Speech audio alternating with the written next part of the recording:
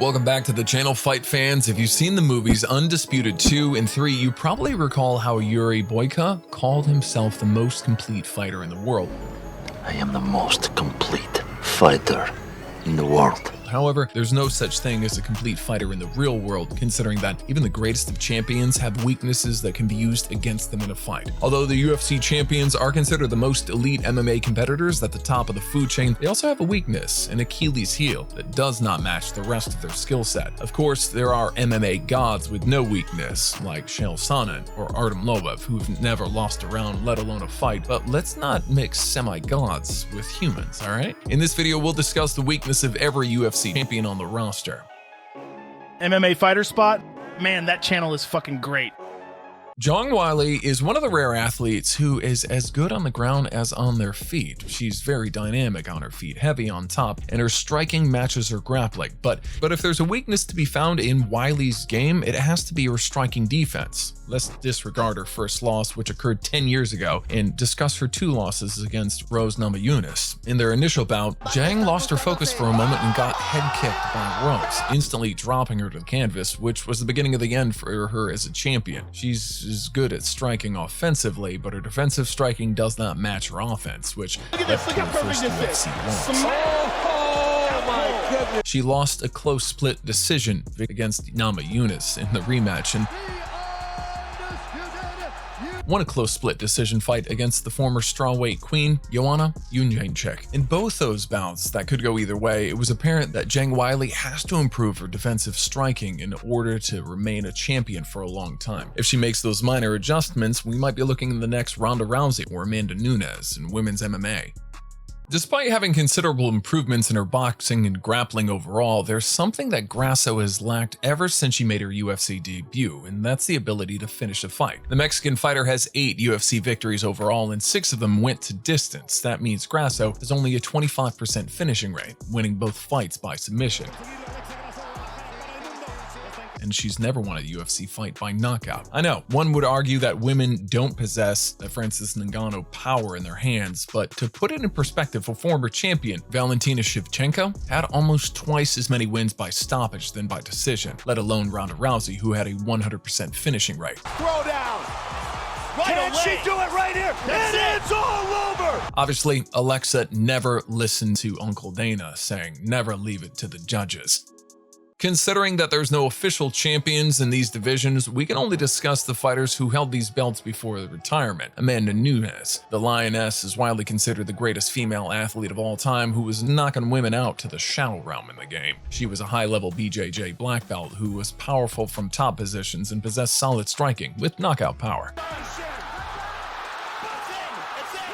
However, that power and strength came at a cost, and the price she had to pay was the lack of cardio. Let's not discredit Amanda's conditioning. She's been to many 5-rounders and dominated most of them. Nevertheless, her only loss in recent years occurred due to her gassing out in the second round, which was an overture to Juliana Pena, choking her out. Even in her fight with Valentina, it was apparent that Amanda was tired in the later rounds, so she had to use her size to neutralize the bullet and control her on the ground. At the end of the day, it didn't really matter, taking into account that the Lioness ended her career as a champion and will always be remembered as one of the greatest who had ever done it. Alexander Pantoja has been the flyweight dark horse for years and finally managed to win the UFC belt by defeating Brando Moreno in a very close fight that could have gone either way if you really think about it. Pantoja is a good striker and outstanding grappler, winning 10 of his 26 victories by submission alone. And although he has that killer instinct to end the fight by submission or TKO, Alexander Pantoja lacks a strong offensive wrestling that would allow him to control the fight where and when he wants. He's never been finished in a fight, and 5 of his professional losses came by decision. If he was a Dagestani style of offensive wrestler rather than opportunistic, he would have won those fights too. Aljo is arguably one of the most disliked champions in the UFC, and the main reason for that is how he won the UFC belt.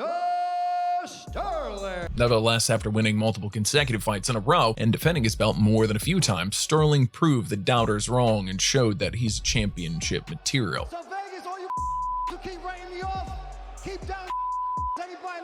Aljamain is a fantastic grappler. If he gets your back, it's probably game over. However, his biggest weakness is possessing power in his hands and the ability to finish a fight on the feet. Although he has an outstanding professional record of 23-3, most of his victories are won by decision or submissions, resulting from a lack of knockout power. Out of 23 victories, Joe had won only 3 of them by KO, which is roughly 13% rate. However, despite lacking KO power, his grappling and volume striking are reasons big enough to be aware of his superiority as a fighter.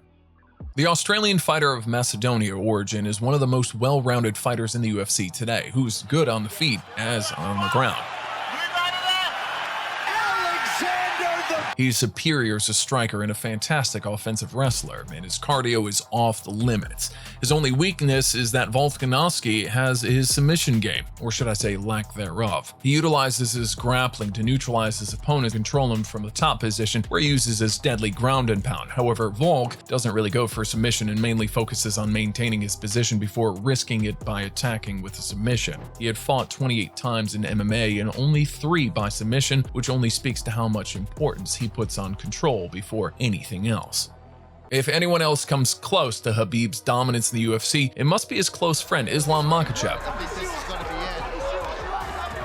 This Sambo specialist is one of the most powerful wrestlers in the UFC who puts unbearable pressure on his opponents. He drags them into deep waters where he tires them before submitting them in the later rounds. His dominance is mainly the result of his superior Sambo, judo, and wrestling credentials, but if there's something that this powerful wrestler lacks, it must be his knockout power. Yes, you could probably think, what about his fight against Gleison Tibau? Big left hand.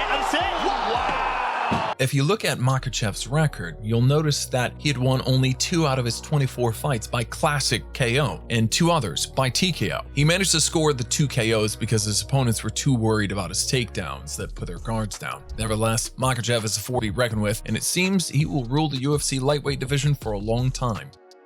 Leon Edwards finally put his name on the map by defeating the pound-for-pound king, Kamaru Usman. He made some crucial adjustments to his game. He has improved his defensive wrestling considerably, allowing him to prevent Usman's attack and score another significant victory in the immediate rematch. Leon's biggest weakness is power overall, whether it's his offensive wrestling to take the fight to the ground or the ability to shut someone's lights off with one punch. Yes, he knocked out Usman with a head kick, but on the other hand, Rocky had won more victories by decision than by knockout and submission combined. He's very smart, technical, and fluid on his feet, but the reason why he's not a superstar yet is the lack of possessing that killer instinct to finish a bout before the final bell. The last style is one of the best strikers in UFC, all they've ever seen, but he's lucky that there's no Dagestani wrestlers in his division. Izzy has been a champion for a long time, but the first time he felt like a fish out of water was when Jan Blachowicz took him down and controlled him from the top. Adesanya's biggest weakness is his grappling overall. If there was a Sambo wrestler in his division who could utilize the chain style of wrestling, the Nigerian could be in real trouble. He has solid defensive wrestling, which helps him to maintain the fights on his feet, but that's only because he's fought strikers and opportunistic wrestlers rather than chain wrestlers who could put that Khabib-style pressure on him. The last stylebender holds an incredible record of 24 wins and only 2 defeats, but none of his victories had come by the way of submission.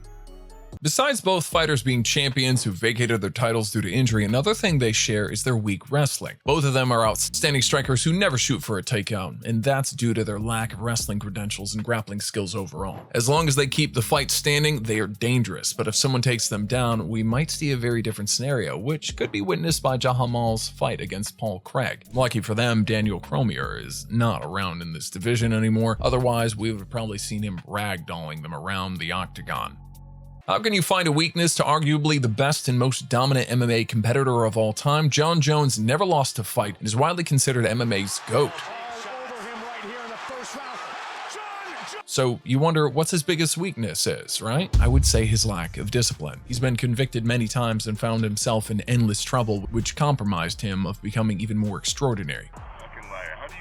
Well, you're lucky you're not going to jail tonight for reckless driving. For what? For reckless driving? Yeah, right. Jon openly admitted to using cocaine and partying with tons of alcohol, let alone the failed drug test and using steroids. He was a dominant light heavyweight champion for years before moving to heavyweight, where he won that belt too. If only Jones had a solid discipline and stayed on track throughout his career, nobody would have discussed whether Fedor, GSP, or Anderson Silva were greater than him. That's it for today's video about the UFC champions and their weaknesses. If you enjoyed this video and you want want to see more content like this, please give us a thumbs up and hit that subscribe button to help us reach our goal of 1,000 subscribers. Remember, every subscription gets us one step closer.